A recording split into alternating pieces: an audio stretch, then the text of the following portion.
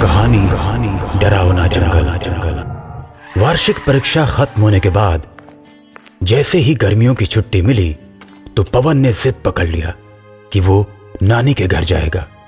लेकिन इस बार उसके मम्मी पापा ने हिमाचल के पहाड़ों पर घूमने का प्लान बनाया था। पवन घर में सबसे छोटा था। उसकी एक बहन और एक भाई था। पवन के भाई बहन पवन की तरह कभी किसी चीज के लिए जिद नहीं करते और न ही मम्मी पापा को परेशान करते। लेकिन दूसरी तरफ पवन घर में सबसे छोटा होने और सबका दुलारा होने की वजह से किसी भी चीज की जिद पकड़कर बैठ जाता था, क्योंकि वो जानता था कि जैसे हर बार उसकी बात मानी जाती है वैसे ही इस बार भी मानी जाएगी। मम्मी पापा के बार बार मना करने के बाद भी पवन नहीं मानता। बेटा पवन, नानी के घर अगले साल चले जाना। नानी का घर तो गांव में है और हम तो पहाड़ों के शहर शिमला जा रहे हैं ना। और देखो, हमने तो 3 महीने पहले ही होटल का टिकट बुक करा लिया था। देखो, अब वो कैंसिल भी नहीं हो सकता। हमारा तो पैसा बर्बाद हो जाएगा ना। जिद छोड़ दो बेटा, गांव में जाकर क्या करोगे? अगली बार चले जाना। पवन के पापा पवन को बहुत समझाते हैं, कई तरह की बातें बनाते हैं, लेकिन उसके ऊपर कोई असर नहीं होता। पापा, आप लोगों को जाना है तो जाइए, मैं तो नानी के घर जाऊंगा तो जाऊंगा। इतना कहकर पवन रोने लगता है। पवन को रोता देख उसके बड़े भाई सुरेश को अपने भाई पर दया आ जाती है। मम्मी पापा, जब पवन नहीं जाना चाहता तो आप लोग क्यों उसके साथ जिद कर रहे हैं? देखिए, मैं उसको नानी के घर पहुंचा कर आता हूं, उसके बाद हम लोग चलेंगे। सुरेश पवन को लेकर नानी के घर पहुंचता है। सुरेश और पवन को आया देख उसके नानी नाना ऐसे खुश होते हैं जैसे उनको कोई खजाना मिल गया हो। सुरेश अपने नाना से सारी बात बताता है। अरे कोई बात नहीं सुरेश, अब तुम जाओ और हिमाचल की सैर करो। अगर पवन को गांव ही अच्छा लगता है तो कोई बात नहीं, वो गांव की सैर करेगा। जो आनंद गांव में है ना बेटा, वो शहर में नहीं है। आप सही कह रहे हैं नाना जी। इतना कहने के बाद सुरेश चला जाता है।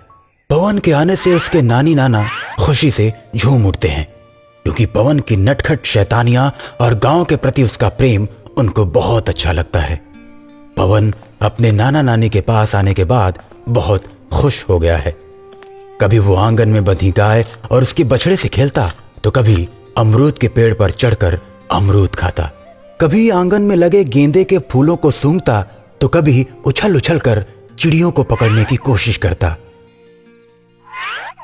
इसी तरह चहलकदमी करते हुए पूरा दिन खत्म हो जाता और अगले दिन फिर यही धमा चौकड़ी चलती। एक दिन पवन के नाना नानी आपस में बैठे बातें कर रहे थे। पवन गांव से कितना प्रेम करता है। सब बच्चे छुट्टियों में बड़ी जगहों पर जाने की जिद करते हैं, और हमारा पवन है जो गांव में आने की जिद करता है। हमारा पवन प्रकृति से प्रेम करता है इसलिए। और देखना, ये एक दिन बहुत बड़ा आदमी बनेगा। और इधर हर रोज की तरह आज भी पवन गांव के बच्चों के साथ खेलने के लिए जाता है। सभी बच्चे खेल ही रहे होते हैं कि तभी उन्हें जंगल के पास एक मोर नाचता हुआ दिखाई देता है। सारे बच्चे उसे पकड़ने के लिए दौड़ पड़ते हैं। अरे दोस्तों, मोर के पीछे क्यों जा रहे हो? उसे नाचने दो ना, देखो कितना सुंदर लग रहा है। लेकिन कोई बच्चा पवन की बात नहीं मानता। सभी बच्चे मोर का पीछा करने लगते हैं। मोर और तेजी से भागते हुए जंगल के अंदर चला जाता है। यह जंगल इतना बड़ा और इतना घना है कि जल्दी इसमें कोई जाता नहीं। लेकिन मोर को पकड़ने की लालच ने बच्चों को जंगल के अंदर जाने पर मजबूर कर दिया। पवन अपने दोस्तों को बार बार मना करता है, लेकिन कोई दोस्त उसकी बात नहीं मानता और अब हार मानकर पवन को भी उनके साथ जाना पड़ता है। मोर कुछ दूर अपने पैरों पर भागता है, लेकिन जब बच्चे उसके करीब पहुंच जाते हैं तो वो उड़कर एक बहुत ही बड़े पेड़ पर चला जाता है। मोर के उड़ जाने से बच्चे निराश हो जाते हैं। दोस्तों, मैंने मना किया था ना कि मोर को मत पकड़ो, उसे नाचने दो, कितना सुंदर लग रहा था, लेकिन तुम लोगों ने उसे भगा दिया। अब चलो जल्दी यहाँ से, नहीं तो मेरे नाना नानी बहुत परेशान हो रहे होंगे। तुम सही कहते हो पवन, चलो चलते हैं। बच्चे जैसे ही घर जाने के लिए मुड़ते हैं वैसे ही उनके कानों में हाथी के बच्चे के चीखने की आवाज आती है। तभी बच्चे डर जाते हैं और इधर उधर भागने लगते हैं, लेकिन पवन सबको रोकता है। अरे दोस्तों रुको, हमें चलकर देखना चाहिए। लगता है कि हाथी का बच्चा किसी संकट में है। अरे नहीं पवन, कौन जाने वहां क्या होगा। चलो हम लोग चलते हैं घर। जब सभी बच्चे घर जाने लगते हैं तो पवन सोचता है कि अब तो मुझे भी घर जाना पड़ेगा, क्यों ना एक कोशिश कर लूं। अरे दोस्तों, जब तुम लोग मोर पकड़ने के लिए जंगल में आ रहे थे तो मैंने मना किया, लेकिन तुम लोगों ने मेरी बात नहीं मानी। लेकिन मैंने तुम लोगों की बात मानी और मैं जंगल में आ गया। अब उसी तरह तुम लोगों को मेरी बात भी माननी चाहिए, नहीं तो मैं यहाँ अकेले जंगल में रहूंगा। पवन की बात सुनकर सभी डर जाते हैं।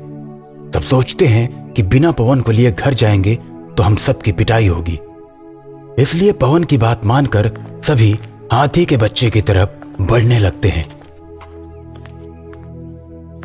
कुछ दूर जाने के बाद उनको 5 लोग दिखाई देते हैं जो हाथी के बच्चे को जंजीरों में जकड़े हुए हैं और ट्रक में चढ़ा रहे हैं। पवन समझ जाता है कि ये चोर हैं जो हाथी के बच्चे को चुरा रहे हैं।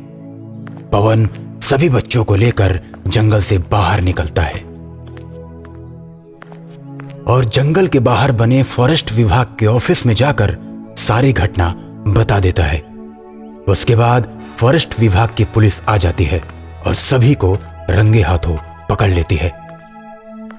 कुछ दिनों के बाद वन विभाग के अधिकारी आते हैं और सभी बच्चों को सम्मानित करते हैं और पवन को खास पुरस्कार से सम्मानित किया जाता है। पुरस्कार मिलने के बाद पवन के नाना नानी आपस में बातें करते हैं। देखा पवन की नानी, मैंने कहा था ना कि अपना पवन एक दिन बहुत बड़ा आदमी बनेगा। उसके लक्षण अभी से दिखने लगे।